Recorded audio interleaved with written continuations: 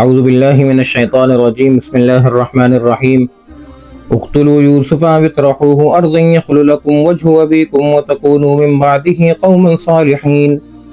ان میں سے بھائیوں نے پلان بنایا کہ یوسف کو قتل کر دو یا اس کو زمین میں پھینک دو، تمہارے باپ کا چہرہ تمہارے لیے خالص ہو جائے گا، اس کے بعد تم نیک بن جانا۔ یوسف علیہ السلام کے بھائیوں کا بغض اتنا اس حد تک بڑھ جاتا ہے کہ یوسف کو قتل کرنے کے در پہ ہو جاتے ہیں۔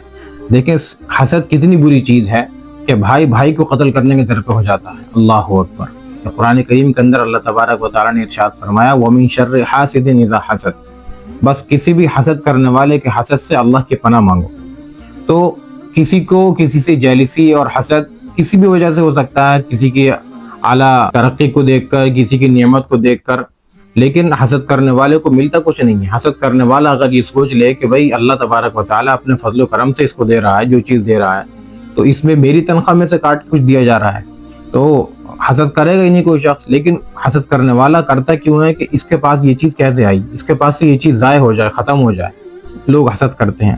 قال قائل منهم لا تقتلوا یوسف، ان میں سے کہنے والے نے کہا کہ ایسا ہے یوسف کو قتل نہ کرو، وَأَلْقُوهُ فِي غَيَابَةِ الْجُبِّ، ان کو کسی گہرے کنویں میں ڈال دو، يَلْتَقِطْهُ بَعْضُ السَّيَّارَةِ، کہ کوئی قافلہ آئے گا اور ان کو اٹھا کر لے جائے گا، ان کنتم فاعلین، اگر تمہیں کچھ کرنا ہی ہے۔ اس بات پر سب کا اتفاق ہو گیا۔